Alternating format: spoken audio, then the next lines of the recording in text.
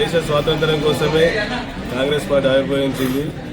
దేశ అభ్యున్నతి కోసం, సమగ్రత కోసం కాంగ్రెస్ పార్టీ ఇప్పటికే మహాత్మా గాంధీ మార్గంలోనే కాంగ్రెస్ పార్టీ ప్రస్తుతం ఇంకా ముందు కూడా నడుస్తుంది. ఈ కార్యక్రమానికి వచ్చిన ప్రతి ఒక్కరికి ధన్యవాదాలు తెలుపుతూ 140 సంవత్సరాలు జరుగుతున్నది కాంగ్రెస్ పార్టీ పుట్టిన తర్వాత. మరి ఆ రోజు బ్రిటిష్ వాళ్ళు మన దేశంతో పాటు ఎన్నో దేశాలు పరిపాలించిన సమయంలో ఆ కాంగ్రెస్ పార్టీ నాయకత్వంలో మన దేశంలో మహాత్మా గాంధీ గారు 1920లో కాంగ్రెస్ పార్టీ చేపట్టి ఈ కాంగ్రెస్ పార్టీ ద్వారానే మహాత్మా గాంధీ గారు అయితేనేమి, సర్దార్ వల్లభాయ్ పటేల్ అయితేనేమి, మౌలానా ఆజం గారు అయితేనేమి, అబ్దుల్ కలాం ఆజాద్ గారు, అదేవిధంగా డాక్టర్ బాబా అంబేద్కర్ సాహెబ్ గారు, చాలా మంది పెద్దలు స్వతంత్రం కోసం పోరాడిన వ్యక్తులు వీళ్ళంతా కలిసికట్టుగా దేశం కోసము స్వతంత్రం తెచ్చిన నాయకులు వీరంతా. మరి ఈ స్వతంత్రం తెచ్చిన నాయకులు మహాత్మా గాంధీ స్వతంత్రం వచ్చిన తర్వాత సుమారు 140 సంవత్సరాల తర్వాత డాక్టర్ బాబా అంబేద్కర్ సాహెబ్ ద్వారా మన రాజ్యాంగం రచించుకున్నాం దేశానికి స్వతంత్రం వచ్చిన తర్వాత. మరి అటువంటి దేశంలో ఆనాడు స్వతంత్రం వచ్చిన తర్వాత నెహ్రూ గారు ప్రధానమంత్రి అయిన తర్వాత దేశంలో ఓన్లీ 20 గ్రామాలకే విద్యుత్ సౌకర్యం ఉండేది.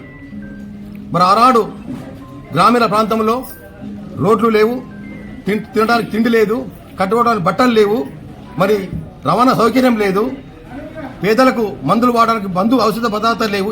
ఇవన్నీ దేశంలో ఇవన్నీ మన స్వతంత్రం వచ్చిన తర్వాత మన కాంగ్రెస్ పార్టీ 60 సంవత్సరాల కాంగ్రెస్ పాలనలో ఇవన్నీ సమకూర్చడం జరిగింది.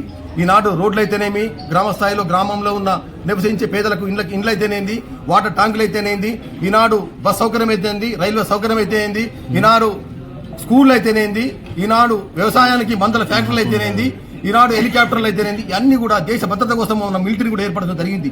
ఇంత ఏర్పడుతున్న తర్వాత దేశం కోసం కాంగ్రెస్ పార్టీ ఏం తెచ్చిందని కొందరు పెద్ద మంత్రులు, కొందరు బీజేపీ నాయకులు అడుగుతున్నారు.